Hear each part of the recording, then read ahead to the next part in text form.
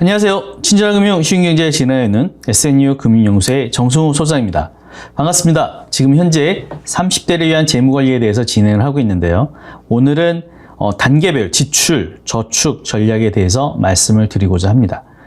30대라는 것은 말씀드린 것처럼 인생에서 가장 큰 변화의 시기이고, 이 시기에 어떻게 하면은 첫 스텝, 첫 단추를 잘 끼우느냐가 중요하겠죠. 그런 측면에서 30대 어떻게 살고 있는지, 어떻게 벌었는지 한번 살펴보겠습니다. 일단 30대 가구 월 평균 소득 지출에 대해서 2016년도 자료이고요. 소득은 약 456만 원 정도이고요. 그 중에서 소비 지출은 57%인 약 262만 원, 저축은 25%인 한 81만 원, 비소비 지출은 한 18%인 약 11만 3천 원 정도가 되는 것 같습니다.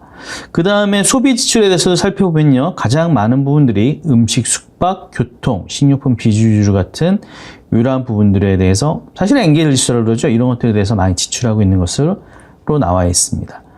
사실은 내 통계가 큰 의미는 없겠지만 통계청의 자료를 보시면 1인 가구, 2인 가구, 3인 가구, 4인 가구에 대해서 내 나이 또래에서 평균적으로 나와 있는데 그런 것들 살펴보는 것도 내가 어떻게 기준이 없으면 사실은 판단하기가 어렵잖아요. 그런 측면에서 한번 살펴보시는 것도 좀 도움이 되지 않을까라는 생각이 듭니다. 그렇다면은 한 단계 한 단계씩 말씀드려보도록 하겠습니다. 첫 번째 지출 관리가 되겠죠.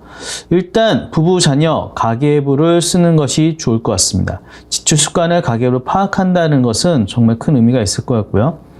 그 다음에 가계부를 쓴다는 것은 예산을 가지고 생활하겠다는 얘기고, 그 다음에 지출은 가계 공동 지출 통장을 통해서 함께 관리하는 것이 좋을 것 같습니다. 특히나 비상시에 대출을 받지 않을 수 있도록 비상예비자금을 중간에 놓으시는 것도 의미가 있을 것 같습니다. 비상예비자금은 보통 한 3개에서 6개월 정도의 생활비 정도를 얘기하고 있습니다. 저축 보험료 같은 것들이 포함돼 가지고 갑작스럽게 대출을 받지 않아도 할 상황 같은 것이 되겠죠. 그 다음에 대출 관리에 대한 부분입니다. 대출 관리는 일단은 안 받으시는 게 중요할 것 같죠. 그 다음에 시간이 걸리더라도 꼭 받아야 된다면은 금리가 낮은 정부 지원 대출이라든지 1금융, 2금융 등에서 낮은 금리의 상품을 찾고요. 연체 관리는 정말 중요했습니다. 그래서 연체되지 않도록 조심해서 잘 관리하시고요. 그 다음에 보험 점검. 보험은 총보험료는 세전소득의 약 8에서 10% 이하가 적당하다면 혹시 내가 내는 보험료가 얼마나 내고 있는지 좀 살펴보시는 것도 의미가 있을 것 같고요. 그 다음에 꼭 필요한 보험 중에 하나가 단독호행 실손 의료보험입니다. 그 다음에 가정의 사망을 준비하는 사망보험 같은 것들이 있는데요. 이런 것들을 준비하시고 자녀를 위한 보험인 어떤 실손보험이나 어린이보험, 교육비만을 위한 저축보험 같은 장기 상품들도 한번 고민해 보시는 것이 도움이 되실 것 같습니다. 그 다음에 연금관리에 대해서 말씀드려볼까요? 연금관리. 노후 준비를 위한 저축은 지금 당장 시작하십시오. 체계적인 노후 준비는 국민연금 내연금에서 내연금 알아보기 통해 가지고 일단 노후 준비에 대한 어떤 이런 것들 고민 한번 생각해 보시고 내가 어느 정도 받을 수 있는지 이런 것들 한번 따져 보시고요. 연금 저축을 활용할 때 연금 상품에 대한 월 납입 금액은 생활비에 부담이 되지 않는 정도. 그래서 세전소득의 한 10% 정도로 결정을 해서 내 소득의 한 10% 정도는 노후를 위해서 내가 준비한다 생각해 보시고요. 중도 해지보다는 납입증지라든지 담보대출 등 이런 제도들도 활용을 하셔서 노후 준비를 위한 부분에 대해서 포기하지 않을 수 있도록 준비하시는 것이 좋을 것 같습니다. 그 다음에 내 집 마련 준비인데요. 내 집 마련 준비는 일단 주택청약종합저축은 다 가지고 계시겠죠. 그런 걸 통해 가지고 청약 자격이 되는지 소득공제에 대한 를 고려해서 저축을 진행을 하시고요. 전월세 보증금을 일단 잘 지킬 수 있도록 이런 보험 제도 같은 것도 확인해 보시고요. 그 다음에 주택담보대출을 받을 경우에는 대출 한도나 금리에 대해서 유리하게 내가 살펴보시고 발품도 많이 파시고요. 혹 정부 지원 주택담보대출 내지만의 디딤돌 대출이나 적격 대출, 보금자리 론 등 받으실 수 있는지 확인해 보시는 것도 중요할 것 같습니다. 그 다음에 이제 목돈 마련에 대한 부분인데요. 아까 말씀드린 1에서 5단계를 거친 후에도 남은 목돈이 있다면 목돈 마련에서 전부 저축을 하셔야 되는데요.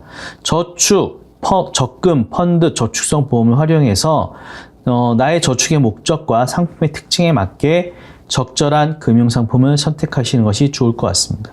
적금은 1차적으로는 단기간 3년 이하의 목돈을 모으는 데 유리할 것 같고요. 펀드는 투자 전략이 다른 펀드의 소액 분산 투자에서 금리가 높은 수익성을 노리는 상품이 되겠습니다.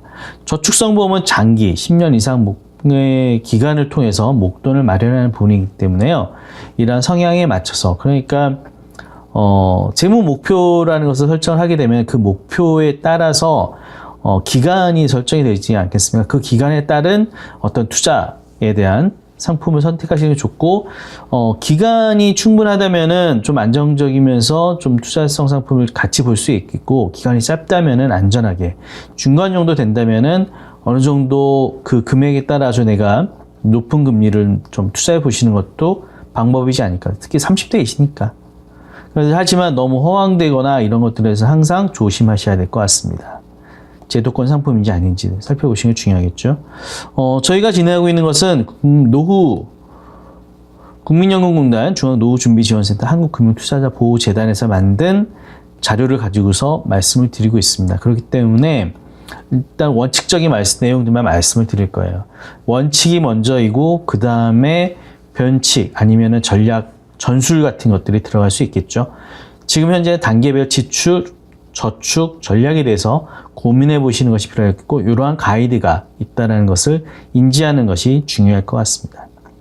친절한 금융 쉬운 경제 진행하는 SNU 금융연구소의 정승우 소장입니다. 다음에 또 좋은 정보로 찾아뵙도록 하겠습니다. 구독하기와 추천해 주신다면 저희에게도 큰 도움이 될 것 같습니다. 함께해 주셔서 감사합니다. 즐거운 하루 되십시오.